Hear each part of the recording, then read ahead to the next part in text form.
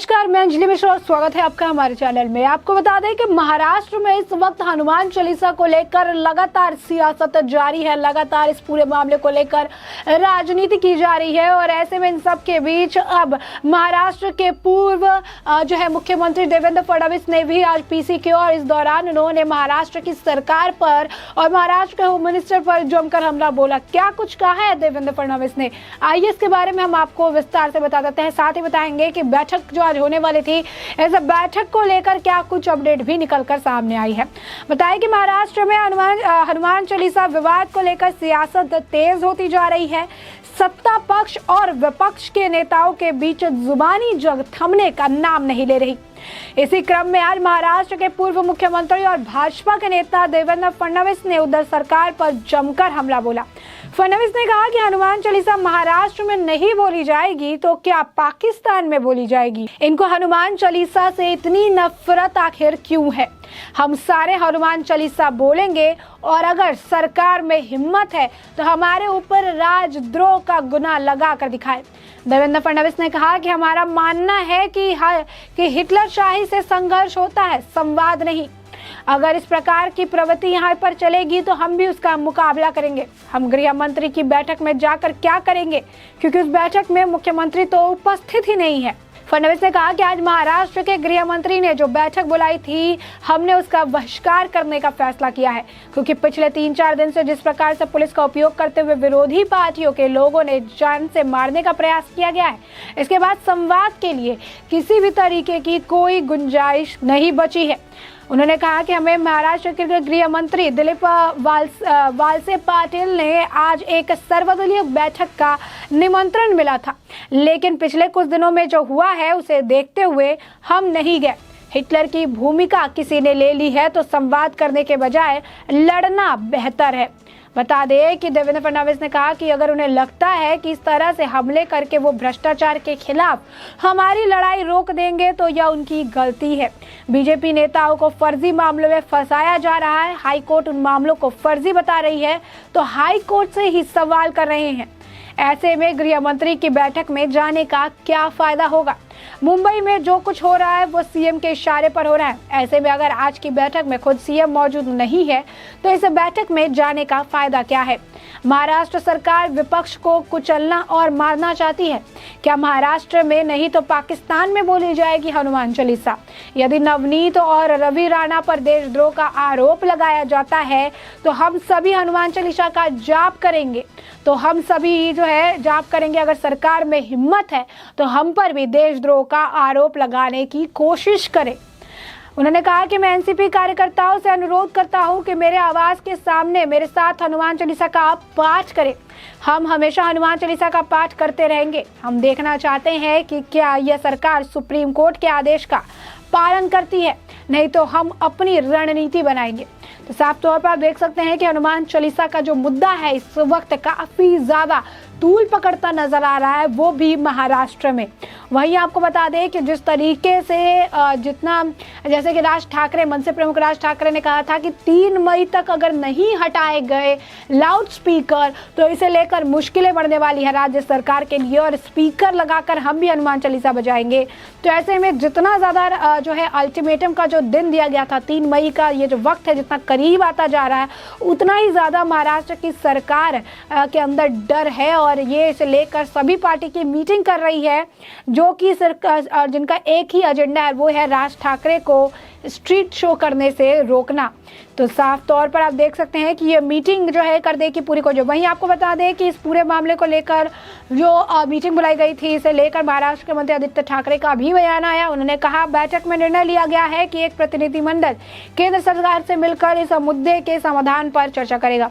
वहीं दूसरी तरफ आपको बता दें कि इस पूरे मामले को लेकर जो है महाराष्ट्र के होम मिनिस्टर दिलीप वालसे पाटिल उनकी तरफ से भी बयान किया गया। उन्होंने कहा कि कानून व्यवस्था बनाए रखना सरकार की जिम्मेदारी है।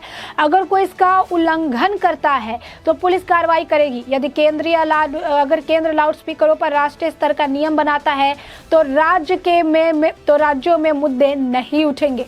यह निर्णय लिया गया है कि एक सर्वदलीय प्रतिनिधिमंडल केंद्र से मुलाकात करेगा और इस पर चर्चा भी होने वाली है। तो साफ तौर पर आप देख सकते हैं कि लगातार जो है लाउड स्पीकर का मुद्दा अब जो है काफी ज्यादा तूल पकड़ रहा है। इसे लेकर जो है बयानबाजी की जा रही है। हनुमान चालीसा को लेकर जो मुद्दा उठाया गया था उसे लेकर बयानबाजी लगातार की जा रही है और इसे लेकर पूरी बयानबाजी देखने के लिए मिल रही है।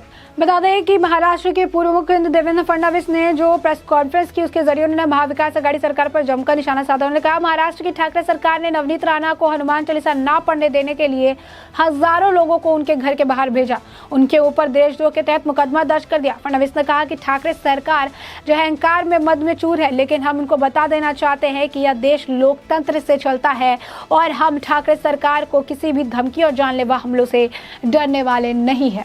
फडणवीस ने कहा कि अगर हनुमान चालीसा का पाठ करना एक अपराध है और देशद्रोह है तो हम सब यह अपराध एक बार नहीं बार बार करना चाहते हैं और बार बार करने को तैयार है। उन्होंने प्रेस कॉन्फ्रेंस के दौरान हनुमान चालीसा भी पढ़ी। फडणवीस ने कहा कि अब महाराष्ट्र में हनुमान चालीसा नहीं पढ़ेंगे तो पाकिस्तान में हनुमान चालीसा का पाठ किया जाएगा। इस दौरान देवेंद्र फडणवीस ने कहा कि अमरावती के निर्दलीय सांसद नवनीत राणा के साथ जेल में भी दुर्व्यवहार किया गया।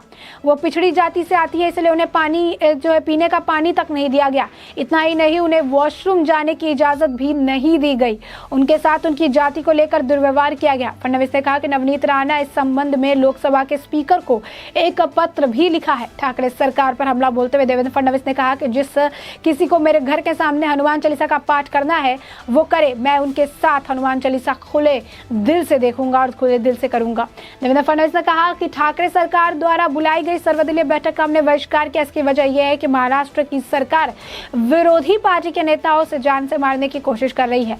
जिस तरह से किरीट सोमैया पर शिव सैनिकों ने हमला किया, ऐसे सूरत में वहां पर संवाद के लिए कोई जगह नहीं बचती है। उन्होंने कहा कि हिटलरशाही के जरिए शासन नहीं किया जा सकता और अगर इसी प्रकार की प्रवृत्ति के साथ सरकार अपना कामकाज करेगी तो हम पूरी ताकत से उनका मुकाबला करेंगे।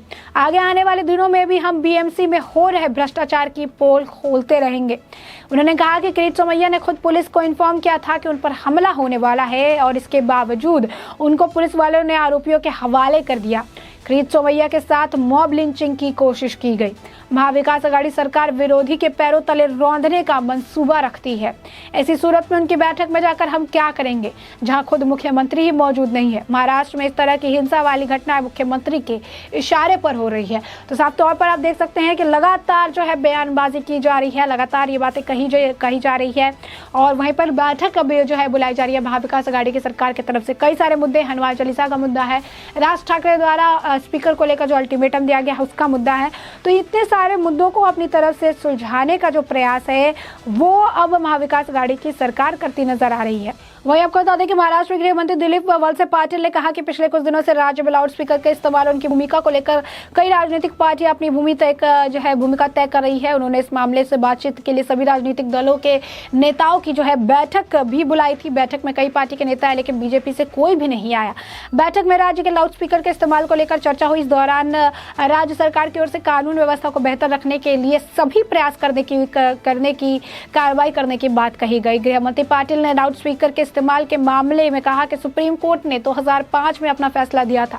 इसके बाद दूसरी अदालतों ने भी फैसला दिया और उनके आधार पर साल 2015 से 2017 के बीच राज्य सरकार ने कुछ जेआर जारी किया। उन्होंने कहा कि लाउड स्पीकर का इस्तेमाल और उनके लिए जो नियम है किसमें कितना डेसिबल हो सकता है ये सब मौजूद है। इसके बाद से प्रदेश में इस तरह से लाउड स्पीकर का इस्तेमाल हो रहा है। तो साफ तौर पर जो है इसे लेकर बयानबाजी कर रही है। उन्होंने कहा कि पुलिस कानून व्यवस्था को बेहतर बनाने की को लेकर हम काम करेंगे। उन्होंने कहा कि सुप्रीम कोर्ट ने और फैसला आने के बाद हम केंद्र सरकार को भी इस पूरे मामले को लेकर चर्चा करेंगे। तो एक तरफ आप देख सकते हैं कि लाउड स्पीकर मामले को लेकर गृह मंत्री जो है उन्होंने बैठक बुलाई, लाउड स्पीकर के लेकर चर्चा भी की गई बैठक में। तो वहीं दूसरी तरफ जो है वहां पर बीजेपी के कोई भी नेता नहीं पहुंचे और देवेंद्र फडणवीस ने पीसी करके इस पर बयान जारी किया और कहा कि आखिर इस बैठक में वो क्यों शामिल नहीं होने गए थे। तो महाराष्ट्र सरकार के लिए मुश्किलें लगातार बढ़ती नजर आ रही है। उधर सरकार के लिए मुश्किलें लगातार जो है बढ़ती नजर आ रही है।